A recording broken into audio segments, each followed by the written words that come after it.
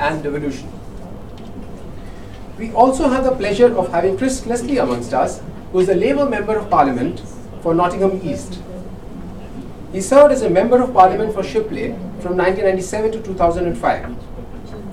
During the Labour government, he served as Parliamentary Secretary in the Cabinet Office, as well as the Parliamentary Under Secretary in the Office of Deputy Prime Minister and for Constitutional Affairs. Chris is currently a member of the Committee on International Trade.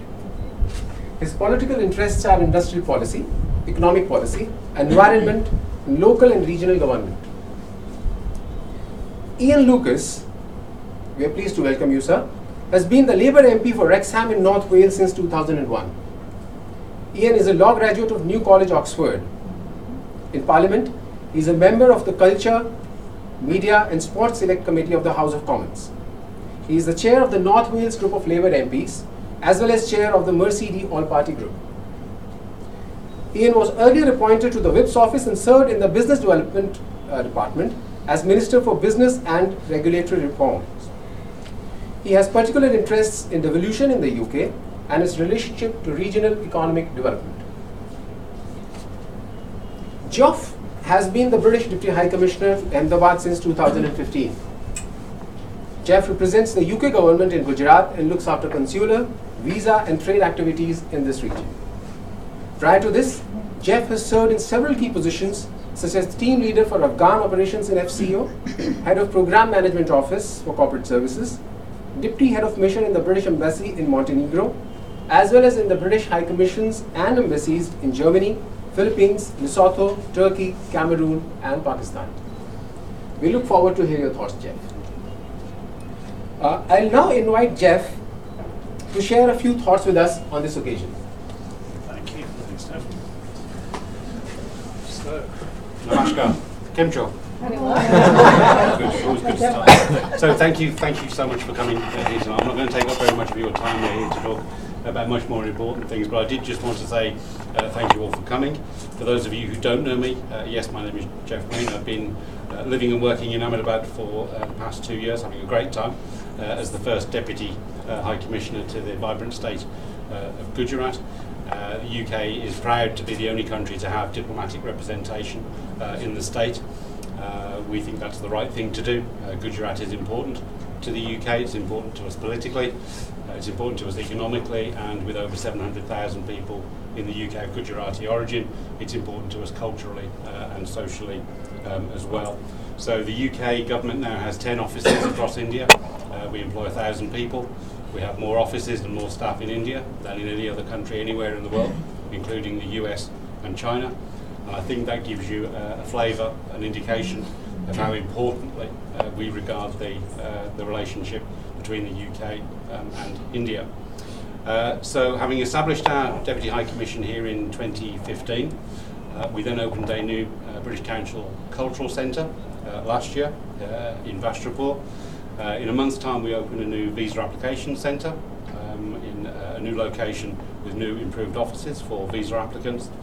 But more important than that, the fourth major achievement is that we now have the creation of the Gujarat chapter of Chevening Alumni. So congratulations to everybody. It's an initiative that's come from the alumni themselves, which is how it should be. I think it's a great development. It puts Gujarat on the map even more in terms of the UK-India bilateral relationship. So it's a fantastic achievement, and I'm absolutely delighted to be able to support the launch here this evening. That's enough from me. I'm also going to say a formal thank you, obviously, to our CPA delegation for choosing Gujarat as the location for their week-long visit. We've just had a day and a half, very good day and a half in Surat, learning about textiles and diamonds and heritage restoration projects and business environment in southern Gujarat. And now we have 3 days in Ahmedabad learning more about the political situation, the economic situation here, cultural, academic links, obviously, which are really, really important to us. And without further ado, I will sit down, I think, because we have more important things to talk about. But thank you again so much for coming here this evening. I hope you enjoyed the discussion. Thank you.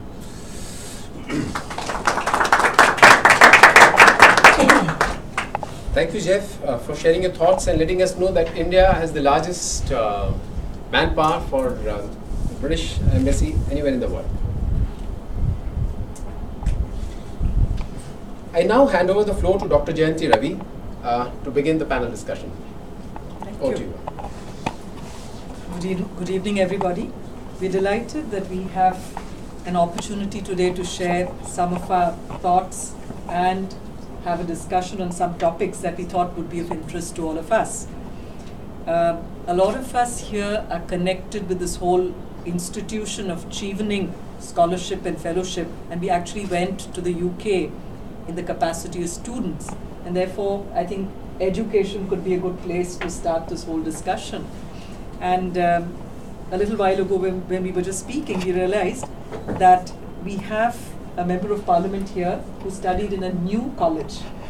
But the new college happens to be as new as it was established in 1300 and something, I think it's 79. 79.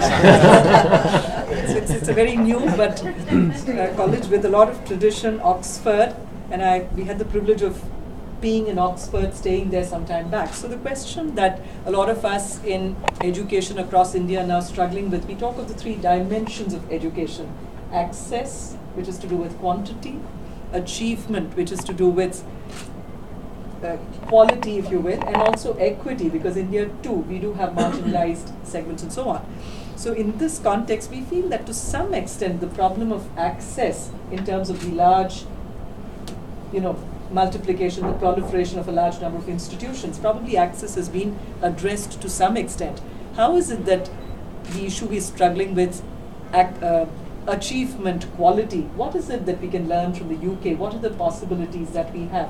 And I'd like to invite Ian Lucas, Member of Parliament, to share his thoughts. How in the context of internet, MOOCs, twinning, exchange programs, and all of this, what is it that you see as possibilities for the world together, specifically for India and the United Kingdom? Well, firstly, thank you very much for that lovely introduction, and thank you for the wonderful welcome to Gujarat today. It's been a tremendous experience for me, and it is education for me personally that has brought me here indirectly. I come from a background, we talked about equality of access to education. Both my parents left school at 14, and I was the first person in my family ever to go to university. My parents believed passionately in education and supported me tremendously to be educated. And I think that passion, I think India really believes in education. You can feel that in the air here, and I think it's hugely important that we respond to that thirst, to mix my metaphors, and that we support the people who don't have access, because it does change lives. It does enable people to individually prosper and to develop fully as human beings, and also to make contacts across the world. And we've got the Chevening Scholars here this evening, and it's a real pleasure to have people here who chose to come to the United Kingdom, and we'll always have a special bond between India and the United Kingdom because of the link. It's important where you went as a student, it's an important part of your individual life, and that's why it's really important for the United Kingdom still to encourage Indian students, Indian young people, to come to the United Kingdom, because that bond is very important. And I have Indian businesses in my own constituency employing many of my constituents who have links and develop links with the United Kingdom because they were students. And in recent years, that's slipped away a little. There are other countries, United States, Australia, New Zealand. As I drove around the city this afternoon, I saw some advertisements advertising different countries, and I didn't see the United Kingdom on those adverts, unfortunately. And I want that to change, because I want more Indian students to come to the United Kingdom. But of course, nowadays, it's not just about physically coming to the United Kingdom. Through the medium of the internet and so on, which wasn't in my mind when I went to New College when I was 18, because it didn't exist. We can have distance learning and build relationships over a very long distance between institutions of the highest quality, both in India and in the United Kingdom, and have individual students working together, which is a magical thing. Think of all the generations in the past who couldn't experience that, but can today. And contact must be a hugely important thing to have between countries. We have a shared bond in history, and we need to encourage, as individuals who've got connections between the UK and in India, other young people to use that bond and to make contacts both between universities in India and the UK, businesses and individuals. We've had a wonderful 2 days already in Gujarat, and one of the areas that we particularly focused on is heritage. And we went to the English cemetery in Surat, which is a marvellous place that I knew nothing of before I went there. And we were all deeply moved there because it was a combination of Mughal architecture to someone who doesn't know anything about Mughal architecture, but a very Indian place, which had so many stories of British people, English people who had come to Gujarat all those years ago. There's a real project in there to investigate, which we could have students working on.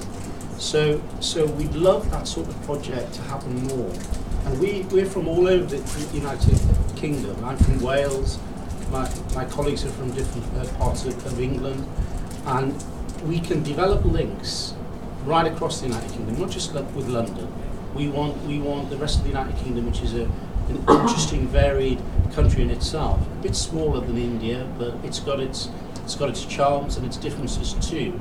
And we really like to develop that as much as we possibly can. And the more students and young people who make contact with students from the United Kingdom, the better that will be. I think that was a nice response, and some of the words and some of the metaphors that he used about the aspiration, the passion that in your own life that you've had for education, the thirst for education, the hunger, bond, magical things that happen when people collaborate, that probably takes us to the next level when we talk of achievement and excellence and we talk of higher education. We're really talking also of scaling greater heights in terms of some breakthroughs, research, something new at the cutting edge of knowledge and so on.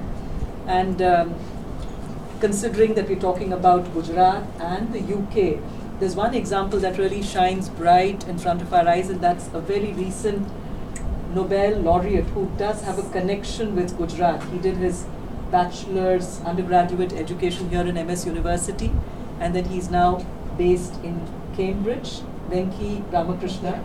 And he too came from a family where the entire family was very passionate. His mother, his father were both scientists of a very high order, and so is his sister. So for all you know, there's a possibility to the family. But two things that one saw in that instance was this bonding that you spoke about, that the collaborators with whom he worked, there was one from Israel, if I remember right, another collaborator from the United States. So where you really work across geographies, collaborate on research, and also across disciplines, because while he was trained as a physicist, the work that he actually did was in the realm of biochemistry and actually the organs, cell, how do cells actually respond. So in that context, I wanted to invite Mr. Chris Leslie, MP, to say how do we take this forward in terms of research, partnerships, and how can we really think of India and specifically Gujarat, collaborating with institutions, academic institutions, laboratories, and so on in the UK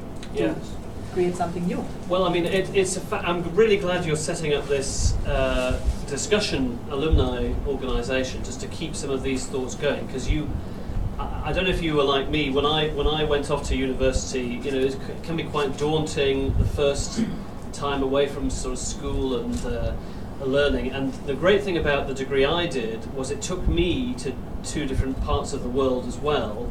And the great thing about the Chevening scholarship, the fellowship program, is that not only did you learn at your home university, I suppose, but then also went abroad. And I found, in my experience, that I felt I grew up quite a lot. I learnt a lot. Whether you're a mature student or you were young when you studied, you soon realise, I think it gave me confidence as well as academic learning. It made you realise, actually, wherever you are in the world, there are clever people. There are some people who are maybe not so impressive, and you learn a lot more about different cultures. And I don't know whether that was your experience when you studied in the UK as well. Where I think we do well is some of these exchanges.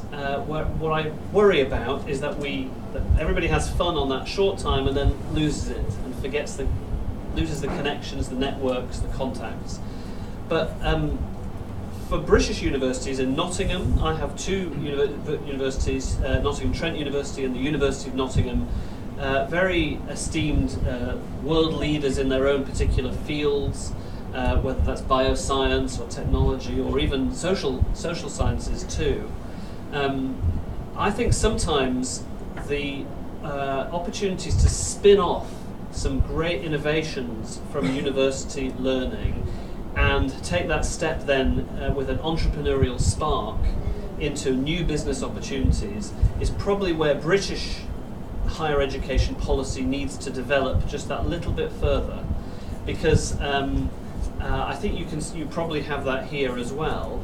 Unlike, I mean, I don't want to be too rude about some other countries, perhaps in different parts of the world, but unlike them, I think Britain and India are very creative, more lateral thinking, culturally, and therefore the prospect for innovation, for new products, new process technologies, I think is quite great.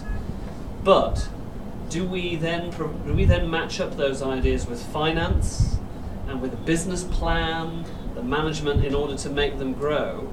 You may well have done that in your own lives. It'd be interesting to hear some stories from people of what you have done with your studies and where you've taken that. But I would like to see, rather than have a policy for higher education in one area and a policy for sort of economics and industry in another area, we need to link these together, because I think that the prosperity of the future is often going to come as sparks out of the higher education learning, and particularly from those areas where we've managed to have some synergies between different cultures, thinking, okay, Britain, you might have invented this particular product, we don't have any use for it. There's a great use in India for this. Why didn't we think about that market opportunity? Or vice versa. Textile technologies in India, bringing those into the UK. So it's just keeping the networks going is the only way we find these new market opportunities. So that's where I will certainly be taking back thinking into our public policy development. Excellent. So when we talk of these networks and also ensuring that just these ideas, which may have tremendous potential, that they're really packed with the necessary resources and proper planning, time frame, people coming together, I think that is absolutely nice. But a point that you made right in the beginning about the fact that you meet people, some of whom are very clever and some who may not be. This essentially is the heterogeneity, the diversity that India is very proud of. I often say we're proud of three things: our democracy, the demographics, we're one of the youngest countries, and the diversity. So these three Ds really make us very unique. And in that context, while we do have a bunch of people who are able to really go graduate all the way up, the gross enrollment ratio is about 20%, but we still have the masses, many of whom do not have access to some of the basic developmental amenities, services that they ought to. So there, I thought I would invite Right Honorable Lord Dholakia, because he's someone who was born in Tanzania, studied in Bhavnagar, and has Gujarati roots as well.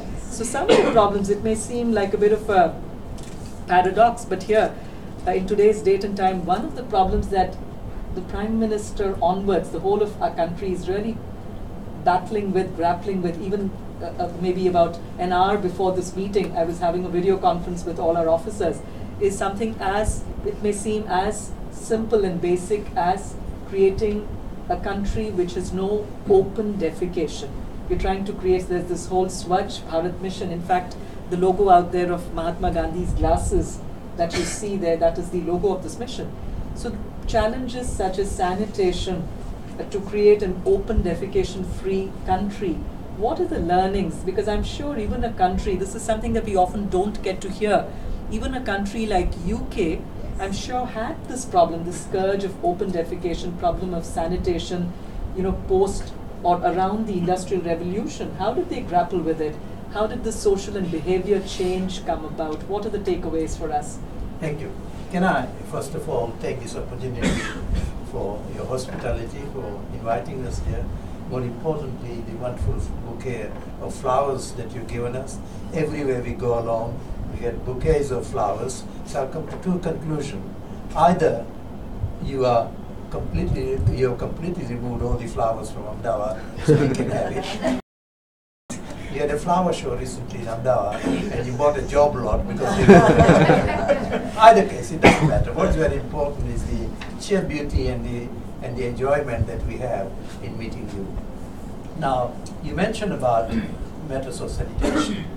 Let me give you an example. I'm connected with a number of projects directly with India. And at one time I was negotiating with the government of Punjab, government of Kerala, and a number of other places. And we found that what the purpose was at the end of the day to try and put money in trying to educate the children of widowed mothers. You follow? And the purpose being that they don't have any resources. In many cases they become very quickly social outcasts. It was important to pick up the young family, youngster within the family, and how do we effectively react with them in terms of better education so they get better opportunities. One of the things we found, which was interesting in these areas of Punjab and Kerala, was around about the age of 13 or 14, girls would stop going to schools. And we say, we are pouring this money in, the government is pouring some money in, what is the reason for that? And the answer was very simple. In all the spaces that we investigated, we found that the case was that there was no sanitation process at all. And girls at the age of puberty, very conscious of their body, did not want to go to school and packed up. Now the very essence of providing education, saying we are putting money in and the kids will benefit by it, didn't work. And I think what we need to look at some of the basic aspects of how do we make people understand responsibility, not in relation to providing books and that sort of thing, but look at the holistic approach of what requires to be done. Now, I said I've been in 3 continents, educated in 3 different parts of the world. And one of the most exciting projects that I've seen, that it does take, first of all, the time factor. And I think Prime Minister Modi was very, very brave that on the Republic Day, since he was elected as Prime Minister, his very first speech talked about clean Swachh Bharat. And I see the evidence of that. When I first came here in the early 50s and 60s part of this, when I used to come here, the roads were littered with polythene bags and you name it, all sorts of rubbish around. You could see people sitting on the line first thing in the morning and all that aspect of it. Now when I look at India, I find it completely a different India. Much more changes are now coming in than ever had been possible. It doesn't mean that we have eradicated the problem, but what are some of the basic things? Even in Gujarat, in Bhavnagar, in small villages, there are projects being run where the human waste is carted to a particular place, converted into methane, and that methane is used miles away for cooking and other purposes. I've seen similar project in Ethiopia and places like that. And don't forget, we're not foremost in relation to the United Kingdom about having an answer to that one. Each one of us have a problem. When I first went to UK, it might surprise you. In 1956, I'm talking about when I first was there. I mean, in some of the places, very, very rural places, we used to have people, what they commonly call, who collected the night soil. That effectively means your rubbish being collected in the evening and sort of taken away to municipal burns and all that. We still had in those days when I first went there, not internal sanitation within the houses, but at the back of the garden there'll be a little shed or something like that where people would go there. But as the society advances, more and more innovation taking place, and now you find that it's become a basic necessity. Every flat, every house, etc., the provision is there. And I believe we are reaching that particular stage, because if you look at the buildings now being created, it may not necessarily spread in all villages, etc., but India has got that potential to be able to do that. You have done that in relation to showing how clean your cities are. Look at Surat, look at Ahmedabad, things are changing. Okay, you haven't sorted the pollution, another problem. You have all those difficulties. Against that, you have this very basic instinct in Indian people about cleanliness. You know, I find it incredible. If you go even in the smallest hut, it'll be the cleanest possible hut. The problem we have, to keep your house clean, you take the rubbish and throw it out in the street. I want to go away from that part, and now there are more and more. Surat, for example, provides a daily collection of rubbish from his street. Ahmedabad is now doing similar things to a great extent. It hasn't reached that, but I think when we look at the example, it takes time, it takes education, it requires the holistic approach of saying to people, it's not simply you being clean in your house, you've got to look at the implication of all that thing in relation to health, in relation to educating our young people growing up, and more people moving on that particular direction. You'll find that in 10 years' time, we'll be talking a different story. I think that was very, it was nice to hear that you're able to see this palpable change in our own cities here, because sometimes when we're very close to what is happening here, we're not able to see the difference. So when you're seeing it after a gap of time, it was very nice to hear that. And right at the beginning, you spoke about the flowers that we're probably giving you, and probably I think it's a gesture trying to, abundance of flowers. And I must say that we happened to travel to UK earlier this year, sometime in June, July, and I think the beautiful blossoms that we saw, especially in Cotswold and that part of UK, was absolutely superb. And that also takes me to another question. How do we, as we are moving from one set of problems of sanitation and cleanliness and so on, but then there's another scourge of pollution, which is a spin-off of industrialization, where you're not sustainably dealing with issues, environmental degradation and so on. And I thought there was a very, very popular BBC serial. I don't know if the Honourable MPs got a chance to watch these, called North South. North and South. North and South. Yes, Did you yes, get to? yes. We happened to watch it, and I would recommend it to everybody. The North is much better than the South. Well, the movie didn't quite say that, and I would.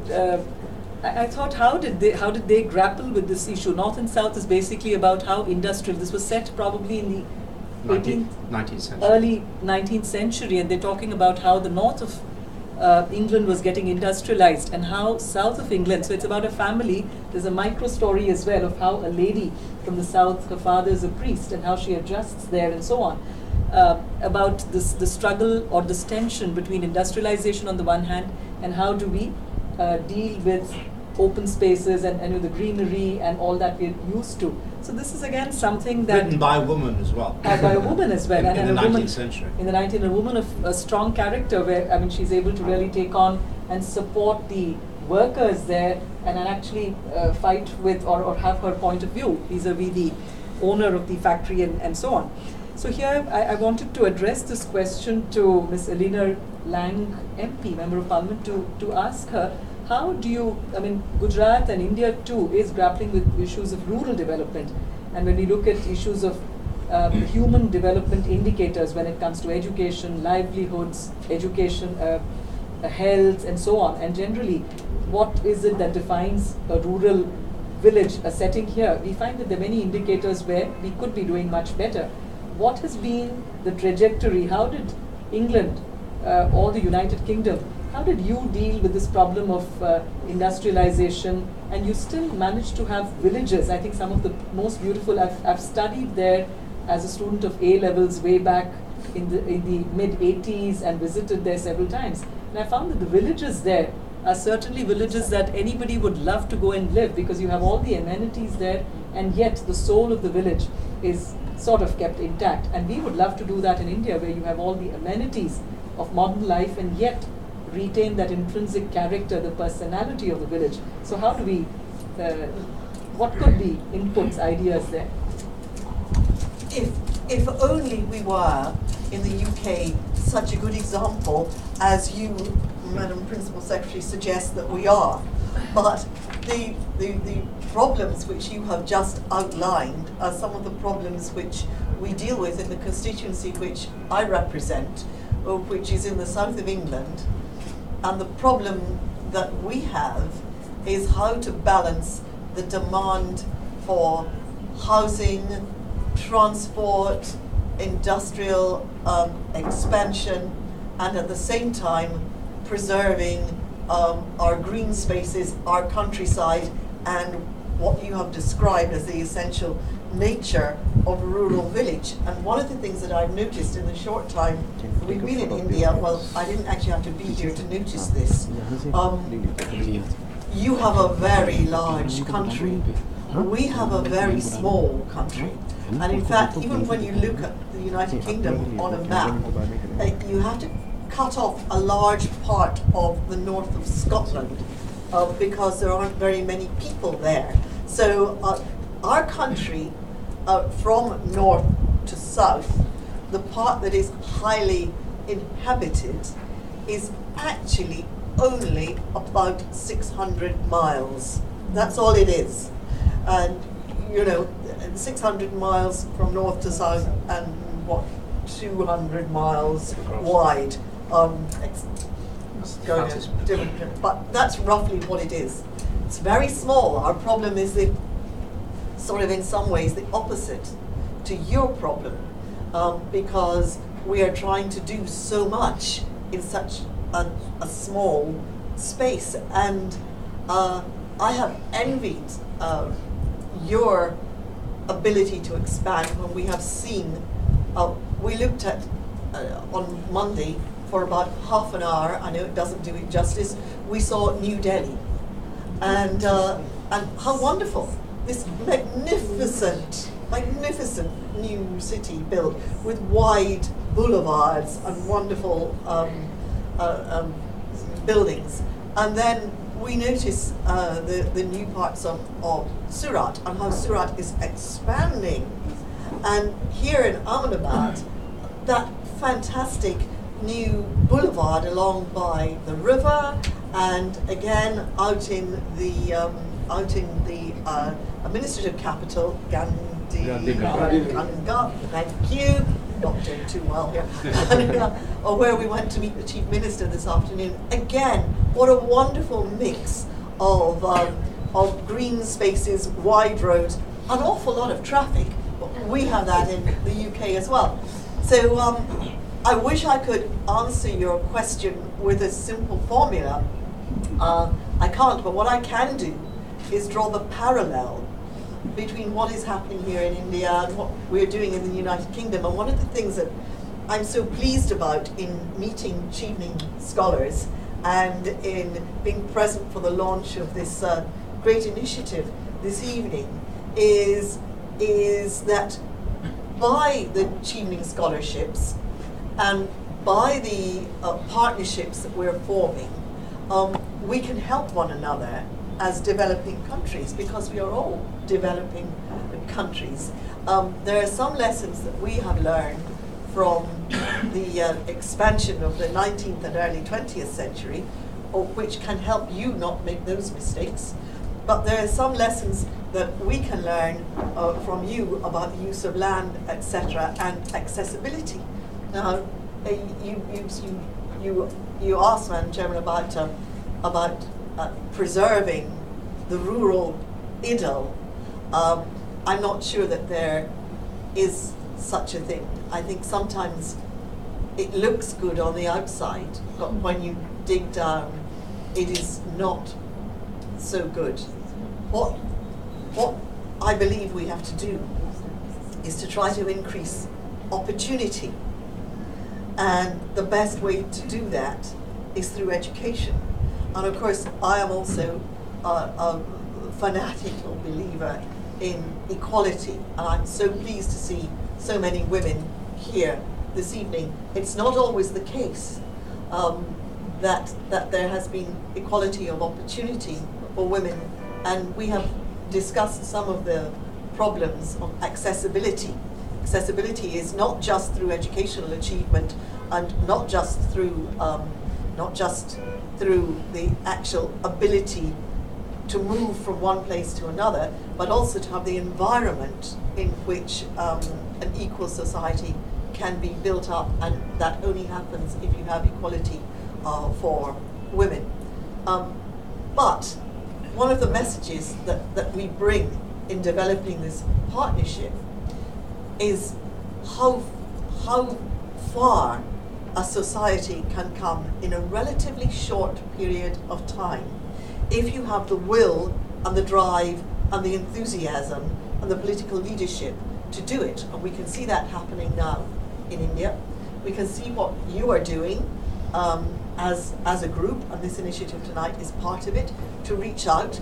And Ian said both of his parents left school at 14. So did both of my parents, leaving school at 14.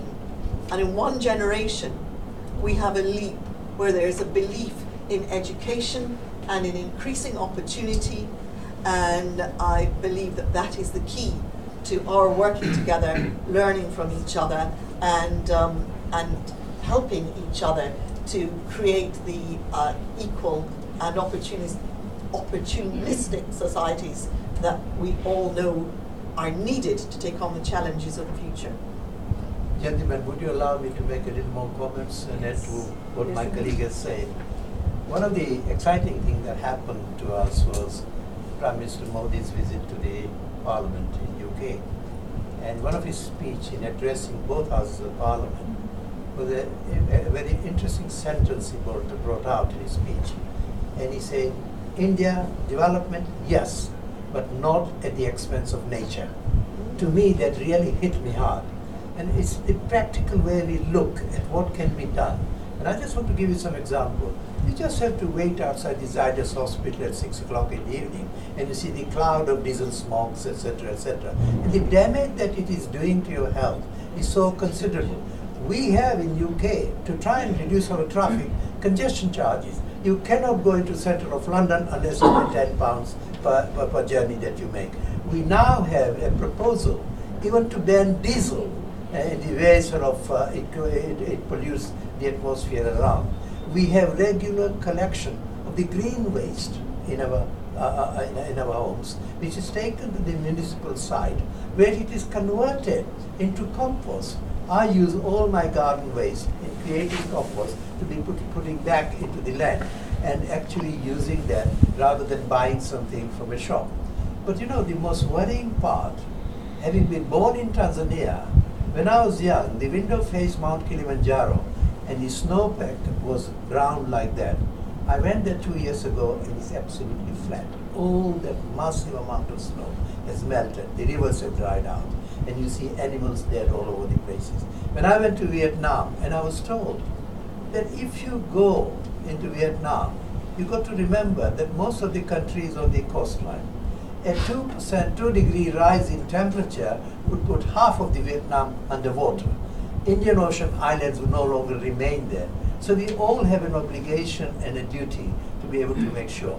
And you are doing it remarkably well in this country of recognizing that particular problem.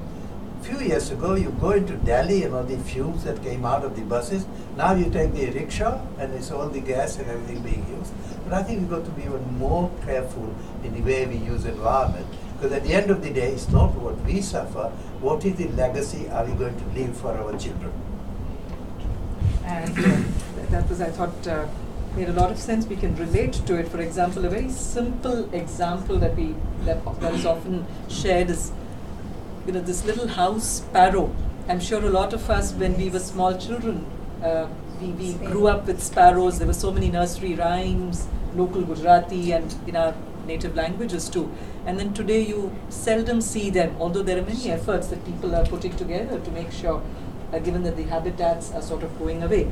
But then coming back to what Eleanor Laing MP just mentioned, she talked about this whole challenge of scale and size that we have here, as against their challenge there of So I often use this metaphor and say that a lot of times we are into what is called rice cultivation as against rose cultivation, right? So the scales here are really big, and so the canvas is large, we have challenges, and we probably don't have the nuanced approach that we can have if the scale size of the problem is smaller. But we need both. We need rice and we also need roses. So we need to be able to grapple with both. And I'm sure that there too we can learn from each other and share some of the things where we've succeeded, some of the things where we may not have succeeded, and vice versa. And on this note, while we're talking about this, another question, you also mentioned about how people like us ought to change the ecosystem and really create those, the environment, the system for people to be able to fully express themselves, and equality, a fanatic in terms of equality for different people of diverse backgrounds, etc., to be able to flower and realize the full possibilities that they represent. And I think that's where leadership becomes important, because it's not just, and as you said, education was probably something that was that one key thing that made a difference in many of your lives, as you've articulated here. And when you get educated, it doesn't really have to stop with us, but how can we as leaders then try and make that available for a larger number of people? And in that context, I thought each of your life stories, your narrative, how did you come to be what you are? It could be a mix of nature, nurture. What were the struggles, challenges in life, your life stories to be what you are? And it would be of great help to all of us, because I think it's always fascinating to hear how did you grow up? I mean, when you said both your parents were school dropouts at the age of 14, and then you went. Well, they weren't dropouts. They just they stayed. Yeah. That was the school leaving age in the UK, which today may be defined as school dropouts in today's context. No, that was not that. That is the whole point about the change in a society in only one generation, because of a change of leadership, a change of attitude, and a change of appreciation of the importance of education. It wasn't that they didn't, well, I don't know about you, Ian, but it wasn't that they didn't want to be educated, it was that it was normal to stop at 14. Sorry to interrupt, absolutely. but that's a really important point. And now we look at children of 14, my child is 15, and he can hardly cross the road on his own. So it's got another set of problems also happening. Probably we're sort of smothering them too much with care and whatever. But coming back here, we thought it would be fascinating if we can hear maybe a few instances of your life stories. How did you come to be what you are? What were the challenges? So we'll probably start, and since Eleanor Laing completed last, we'll probably have her ended finally. Is that all right? That's right. I think for me, family is very important, and actually I've detected that in India, and also talking to Lord Dholakia between our visits. The support of my family was essential to me being here and to my achievements in life, and I was blessed by having that support, and I feel very strongly that we need to support those who don't have families, or for reasons which are beyond their control, to try to give them the support that they need. And I feel that we have a great obligation to do that. I also think that what is very important is aspiration in your life, that you should always strive to do your best. And communicating that to the people around you is very, very important, so that you don't have limits to your ambition. And at different times, I suppose, in my life, I feel that maybe I wasn't quite as confident as I should have been. This has happened in my political career at various times, where you think, well, this is what this person should do, but you don't quite have the guts to say so openly, because it's not the prevailing viewpoint. And sometimes it's really important, if you feel something strongly and you're on your own in the room, to stand up and say it. And that's what leadership is. And we heard about Prime Minister Modi. We know about Margaret Thatcher, we know about Tony Blair. Great leaders say things that their audiences sometimes don't want to hear and are against the prevailing instinct. And I think in politics and in any business or in any walk of life, I think you have to be forthright on occasions and prepared to take the consequences as well. So I think that going back to my family, I think my own background gave me the confidence ultimately, after many, many years, to be able to try to follow that sort of philosophy.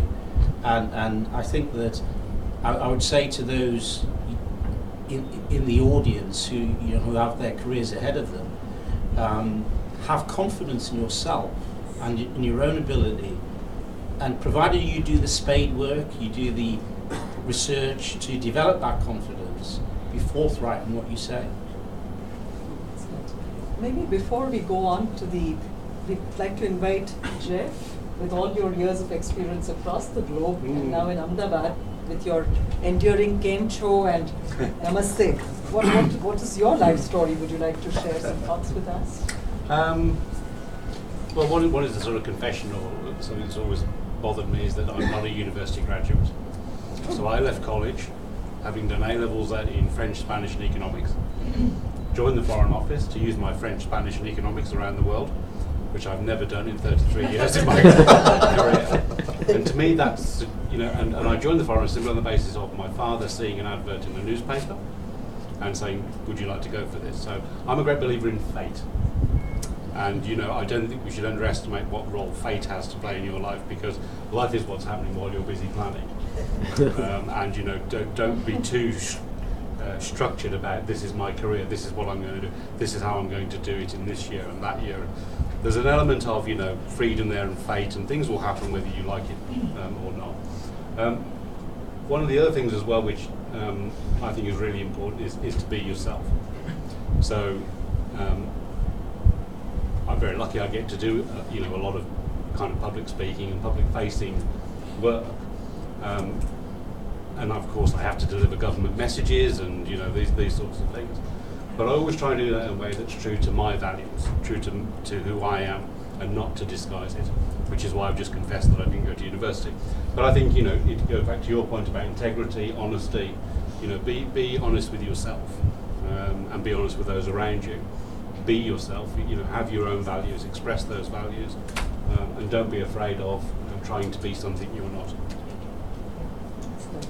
We invite Mr. Chris. No, I mean, I think this is very useful. I mean, everybody's got their own particular story. I'm not claiming to be a paragon of success or anything, but I think if you do have good parents, probably who have been educated themselves, which helps, they can talk to the children, they can engage with children on issues and ideas, watching the news, reading a newspaper, talking about it. When the children see the parents reading, then children learn to read and get into that. It's very much how these things are passed down through the generations.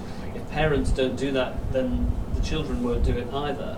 And Ian's point about confidence, you can't always learn confidence from a book, but you have to encourage your children, both boys and girls, to be confident and to be able to make mistakes. Sometimes it's good to learn by mistakes as well.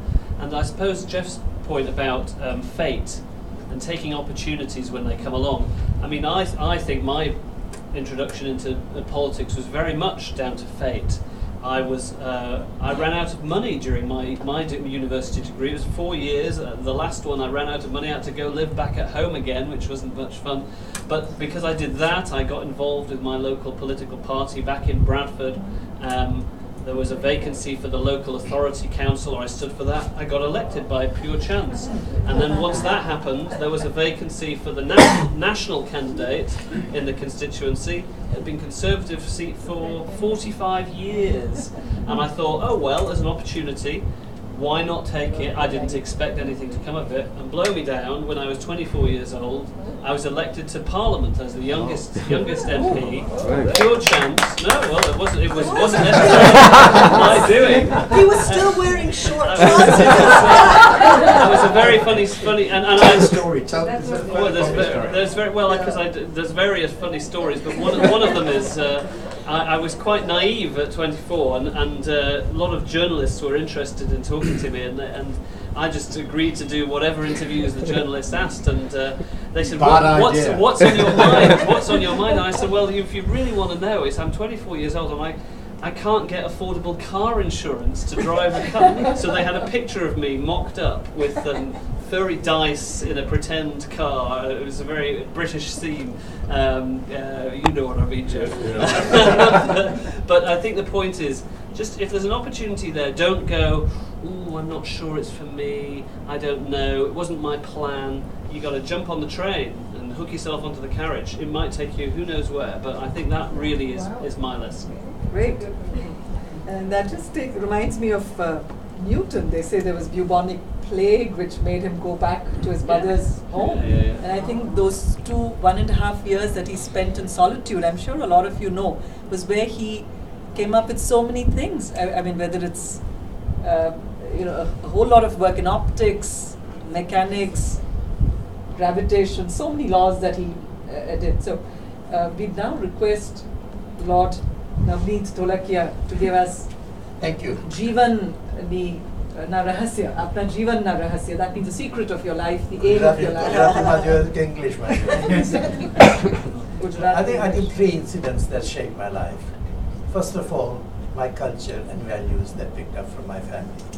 You know, I find it incredible. A culture dating back to thousands of years has stood test of time despite all the invasions and everything that has taken place in India. It has always been very clear what parents actually offered me when I was growing up.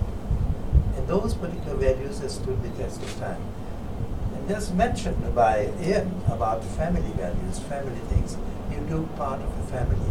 Nobody goes hungry out of your house. No child goes hungry. In my case, my mother would not eat unless I've eaten first. These sort of values that actually went on. My father was fairly disciplinarian. 6:30 in the morning, you're up. You hated that, but you actually sort of become part of a person who's used to a disciplinary way of developing yourself. The second aspect, which I found the most exciting part, when I went to the United Kingdom for my education there, and within 2 years, I got entangled into the political structure. A very interesting story. A friend of mine, English boy, he said, why don't we go to a pub and have a drink? And I said, but I've never been in a pub. He said, you come along and we'll enjoy a drink. So I said, let's try it out. You're young, nobody's going to see you. Parents are in India or Africa. So at the appointed time, I went along to this pub in the basement of a building. And I could find my friend. And there was the publican in a corner, dark lit corner, serving drinks to 1 or 2 people. And there were 3 or 4 young people in the other corner. And I sort of said, now, I've never bought a drink. How do you go and ask for a drink? So I thought I'd better hang on for a while. So I was standing in a corner, absolutely shivering, didn't know what to do. Very first few weeks when I was in UK. And suddenly, the corner where there were 3 or 4 young people, one of them came along.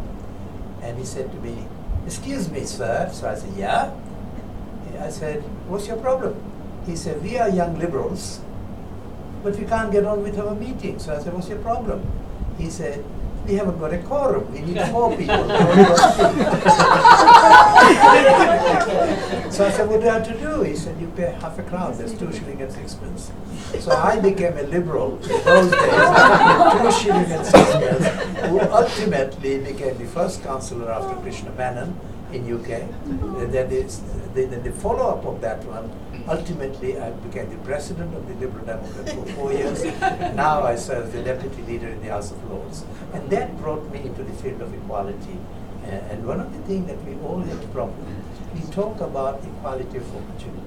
Very few of us talk about the equality of outcomes. It's the outcomes that are interested, that tells you precisely what is going on.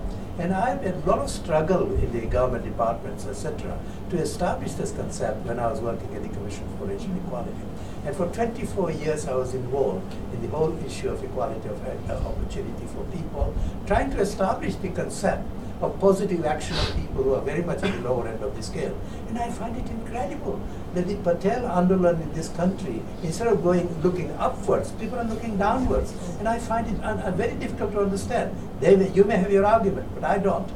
And the final thing, which is probably the most important one, was in 1997, when Tony Blair became the Prime Minister, he invited my leader to recommend some of the names for the House of Lords.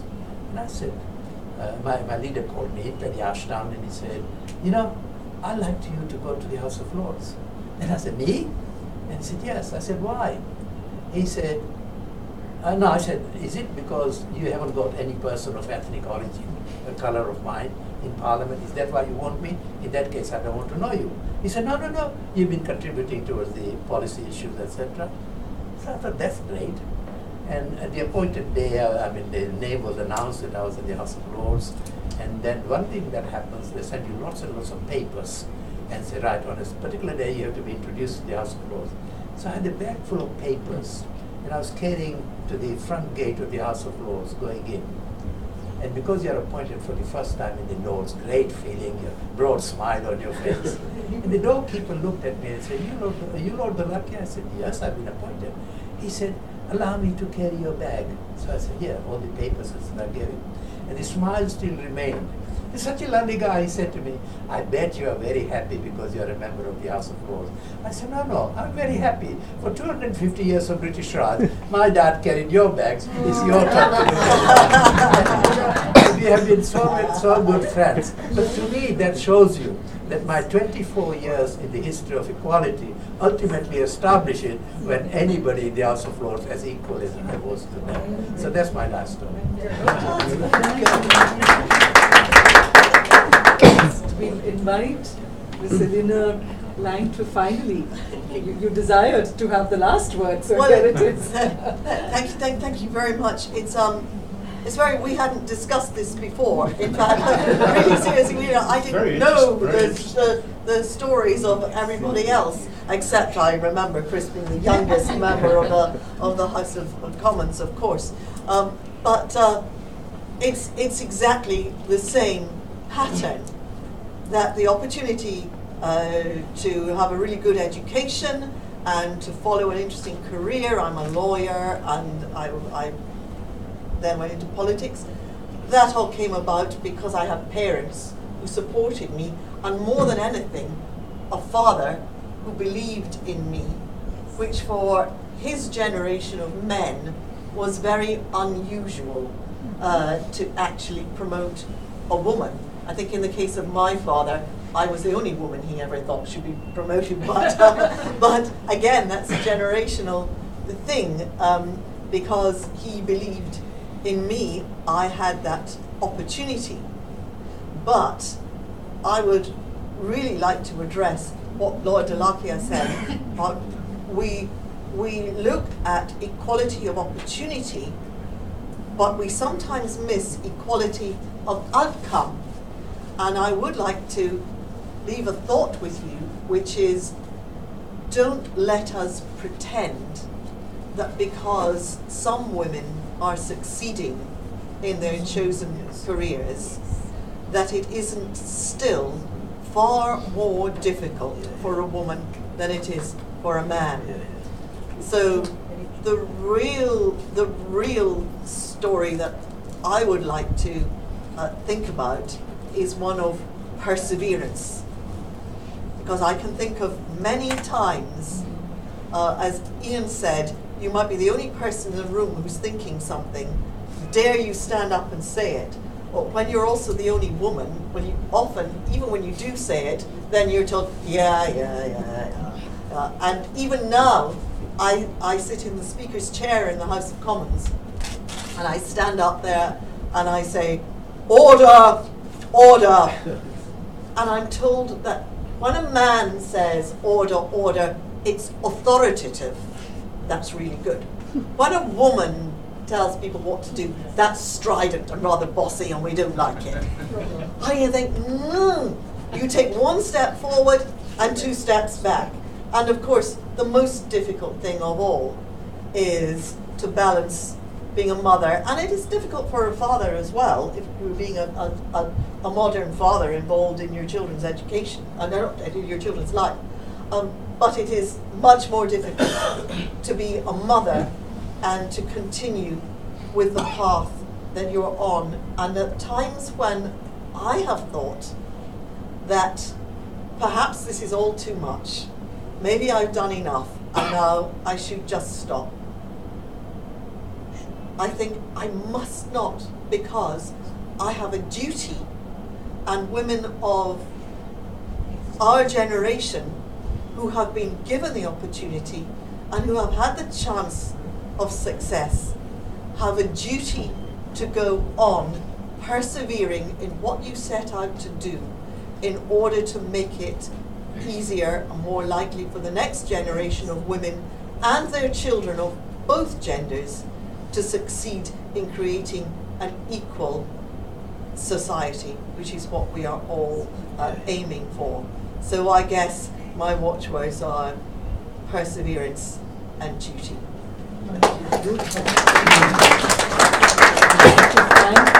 So that was beautiful. I mean, this whole thing of fate.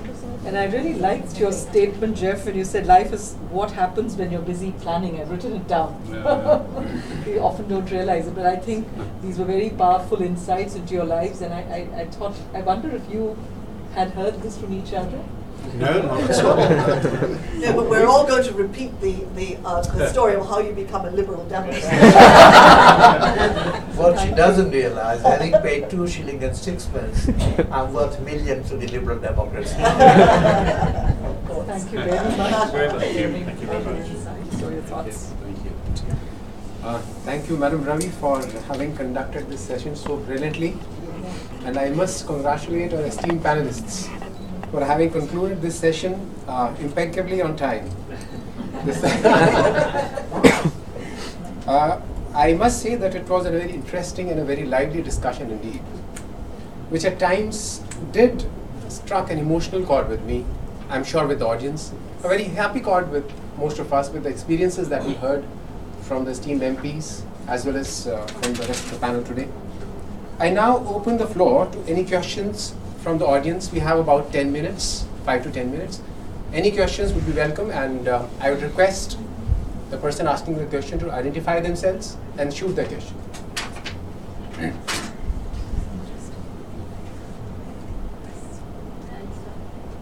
Yeah. Hi, we talked about collaborations, India and Britain, and since we were looking at education, we see a lot of collaborations at a higher level. Since the education foundation is so very important, why not any collaboration at the basic level of education that could empower our children? Why is it that when we hear of an affiliation or a collaboration, it's always at a higher level? Actually, it isn't always at a higher level. It's interesting. Geoff and I discovered we had something in common that we didn't know about, which is that we are both very familiar with a country called Lesotho in Africa, where Geoff was placed for a few years, some years ago, and I visited through this Commonwealth Parliamentary Association. And through that link in my visit, we created a school link between schools in Lesotho, which is a developing country in southern Africa, and my constituency in Wrexham. And this very week, 8 pupils are travelling to Lesotho with 2 members of staff. And last autumn, 8 pupils from Lesotho went abroad for the first time to come to Wrexham, my constituency. And that has happened for 10 years now. And that has created a tremendous bond and has developed the children involved massively in terms of their understanding of different societies and the change in the differences between the developed world and the developing world. And I would love there to be more of that with as many countries as possible, and India is an obvious example. and with all of the connections that we have. So it is possible, and we have done it with a developing African country. I'm sure we can do it with India. Well, we have had such school twinnings. We've had, especially with secondary schools, primary schools as well, across Gujarat and the UK, Punjab, so many states in India. But you're right, it may not be, it may not be very common. So, Any other question? Yes. No. Hi, it was a very lively discussion. I'm an educator by profession. I would like to know, whenever we talk of a collaboration, and especially when it is in the educational sector, the number in India is staggering.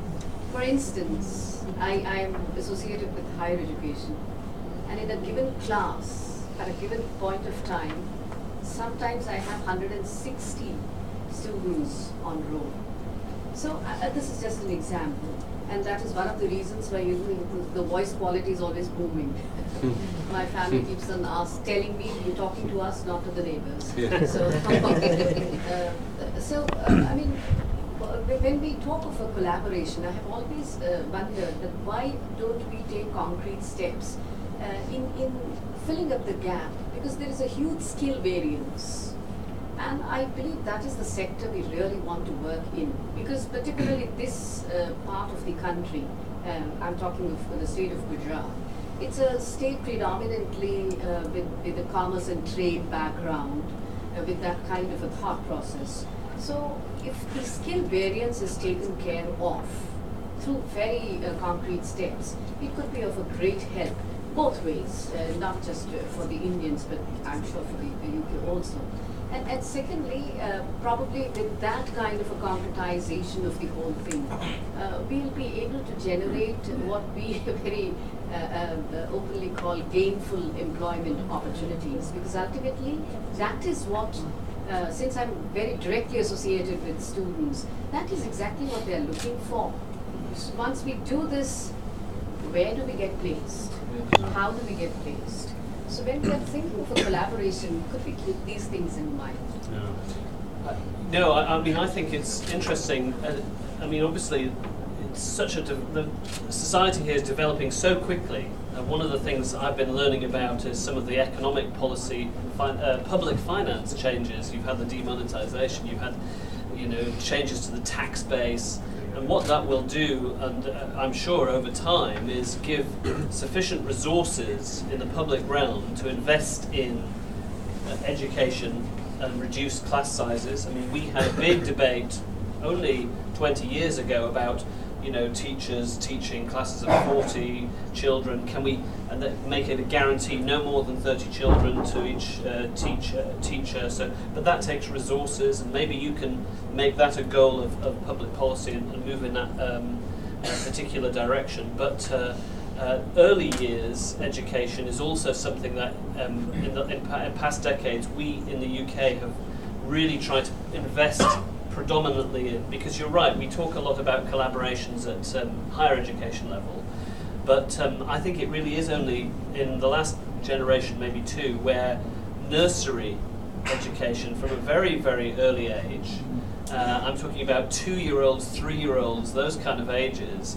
and giving families the right to nursery education. Now, it's quite controversial because it sometimes means changes in family, patterns of behaviour and so forth, but in order to have both women and men be able to go out to work and develop their careers, the childcare issues and the making sure it's not just care but also learning at nursery level is something we've been trying to grapple with quite a lot. We still haven't got it right in the UK, but I think it'd be an interesting collaboration even to talk about very, very early years and the sort of investment in socialising children, getting them to learn to be in each other's company, all of those things. I think we could do a lot more to nurture. I think, one final question. Good evening, everybody. I'm Shantanu, and first of all, I'd like to thank and congratulate each one of you for being so much candid, in especially sharing your personal stories. What comes to my mind on the lighter side is basically in contrast to our politicians, who, if actually asked about their own personal lives, and it was enlightening to see actually the esteemed actually politicians and they're discussing frankly their life stories.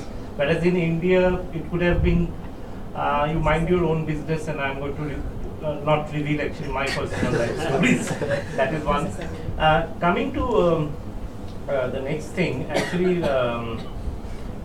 when I went actually to UK to undergo a leadership program from Oxford University in Science and Innovation, we traveled through actually various universities, and what we could realize and appreciate is the deep meshing up of basically the educational, the universities, and also the R&D setup, including the venture capitalists for funding of ideas.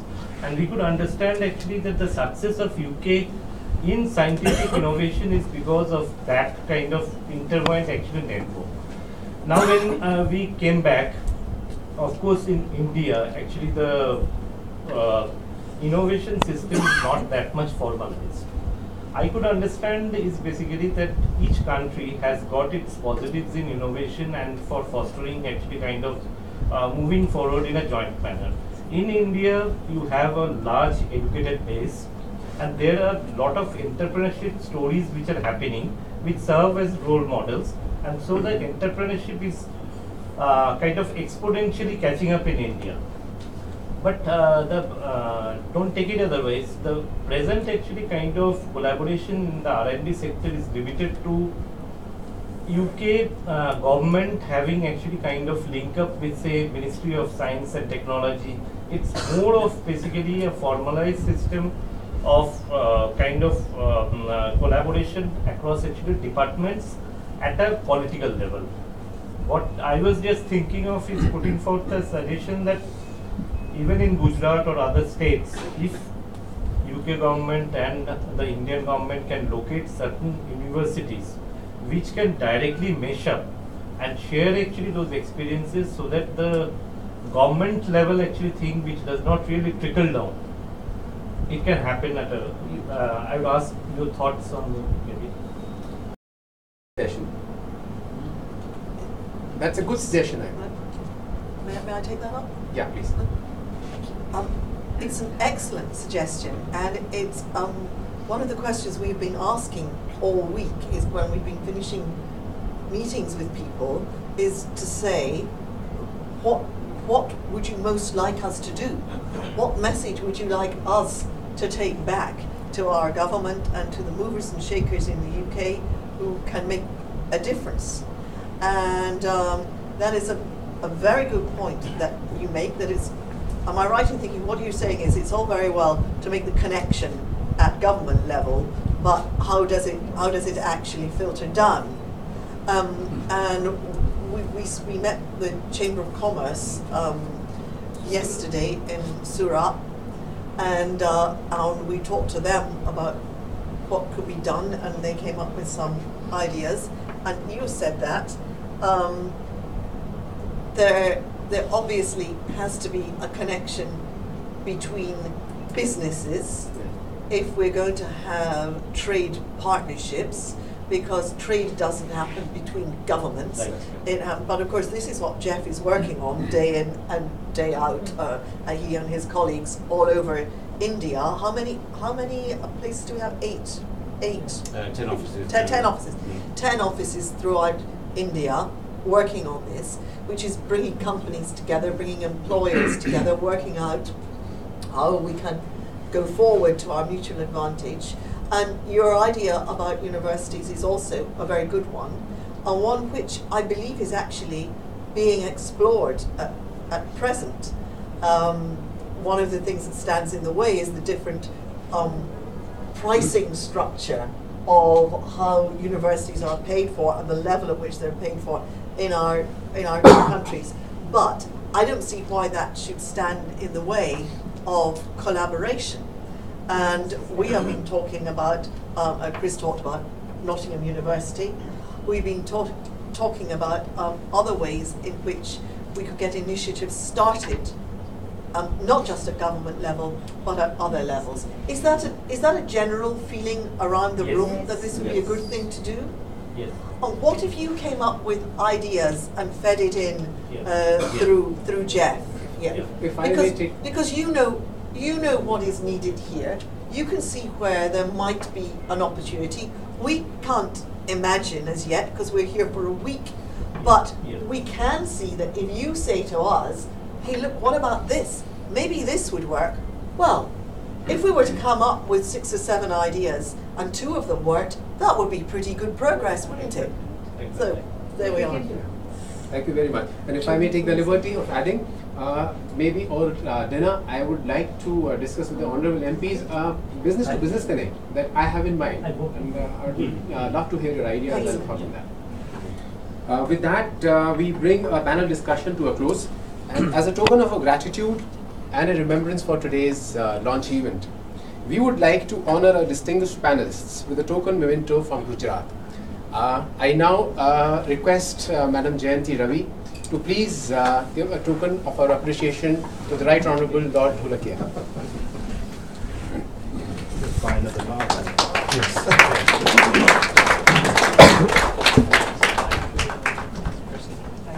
Oh, this is the beautiful Jali. Wonderful.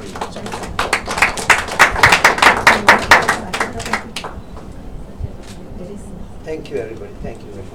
I would now request you to give a memento to Ms. Eleanor Laing.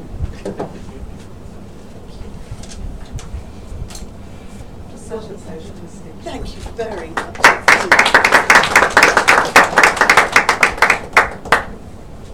Thank you very much. Would you now do the honours for Chris Leslie?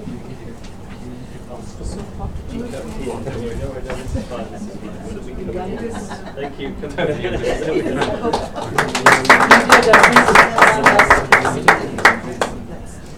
Now please, could you honour Sir Ian Lucas? So we really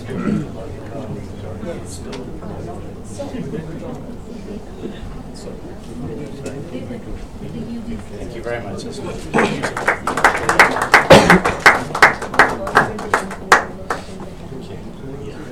Could you now honour the British Deputy High Commissioner, Ahmedabad, Mr.Geoff? Thank you. Sorry to Thank you.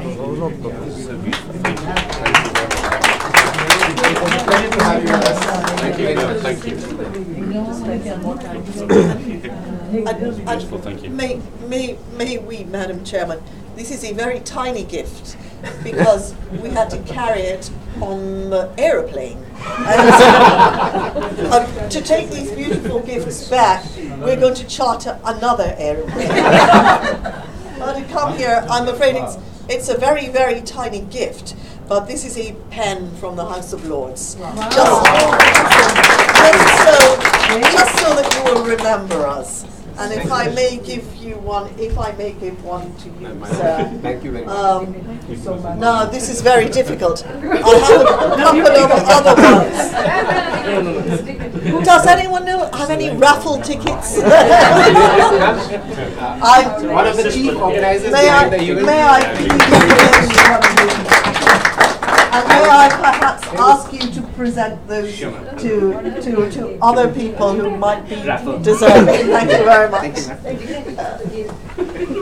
If you look very carefully, it probably says Make in India.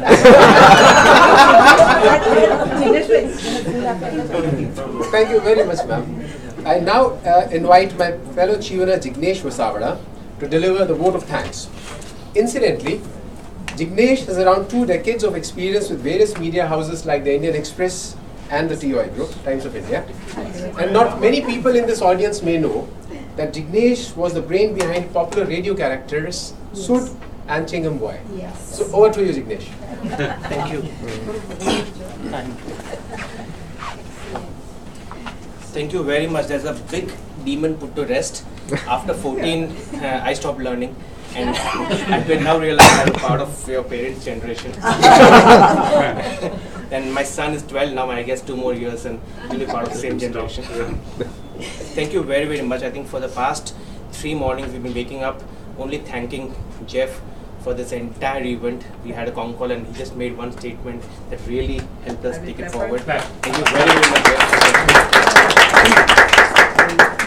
Thank you, esteemed parliamentarians. Despite your busy schedule, you've been here, going from city to meets and everything, and just getting 20 minutes of break and coming here. Thank you very, very much. It was a brilliant session we had here. Really appreciate it and really hope we share some more insights. Bela from the British High Commission. She isn't here, she isn't well, yet she was there helping us at every step, despite not having had an experience in the same space. And Dr. Jayanti Ravi, she really took away the entire head. No, actually conducting the entire event. It was amazing. Devendar, Haran, part of the Chevening space, they really came in across the last minute, really helped us out. Raj, Gilda, Ayush from the Delhi team, they really egged us on. And of course, despite making last minute calls, Deepal, Malti ma'am, Achal bhai, Ms.Ruzan, everybody, all of you made it here. Thank you very, very much. We really hope to contribute further. We are here as a group and we look forward to some more collaborations in any form as the group that we want to be. Thank you very much and we really hope you have a great evening. So we have some food. Oh yes. Yes,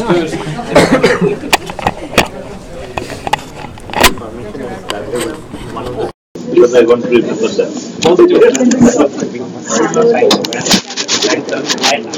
Thank you.